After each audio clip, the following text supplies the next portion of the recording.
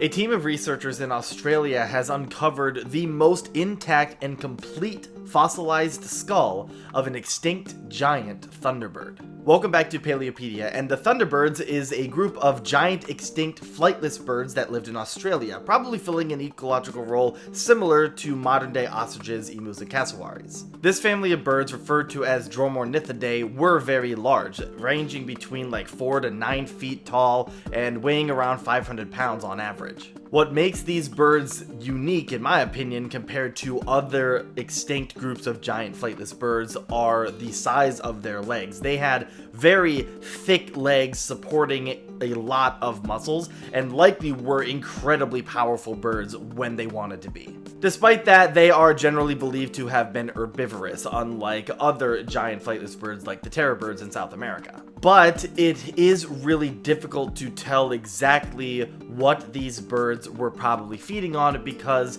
we don't really have any skull fossils of any of the species. So we were assuming their more herbivorous lifestyle based on other anatomical features like really big feet with not really sharp talons and those thick legs that likely weren't built for sprinting or fast movements like the terror birds were. But now with this new and important discovery, we can correctly assume that this group of birds was in fact herbivorous. So this skull belongs to a species of Dromornithid called Genyornis newtoni, or Newton's thunderbird. As far as thunderbirds go, it was a relatively large one, measuring up to about 6 feet tall and weighing around 500 pounds, and it was one of the last of the thunderbirds to exist. And prior to this new discovery, the only other fossil that we had of Genyornis was from 1913, and it was incredibly damaged, so there really wasn't a whole lot of information that we knew about this species. But after a series of expeditions across a 6-year period at the Lake Cayabona Fossil Reserve in Australia,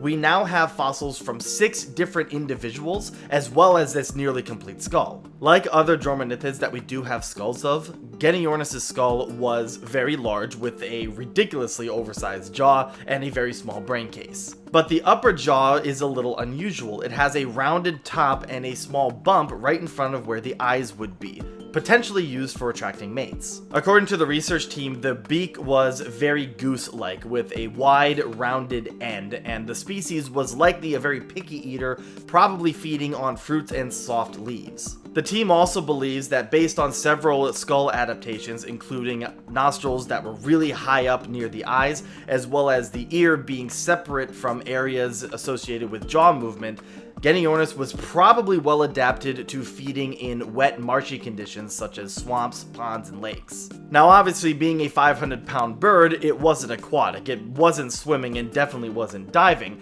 but it was probably able to submerge its head underwater while keeping its nostrils and ears from getting wet. The fossils found also hint at a different evolutionary history than previously thought. For the most part, the Dromornithids have been classified as a group of birds closely related to the Gastornids, which was a European group of birds that occupied a very similar niche to the Dromornithids. But now, based on the skull, the team thinks that the Dromornithids share a closer evolutionary history with South American screamers rather than the extinct Gastornids. More studies will need to be conducted to determine that, but Genyornis and its relatives are a very unique group of birds in bird evolution. While it's unfortunate that the giant flightless birds of Australia no longer exist, at least we do know a little bit more about how they lived when they roamed the Australian outback.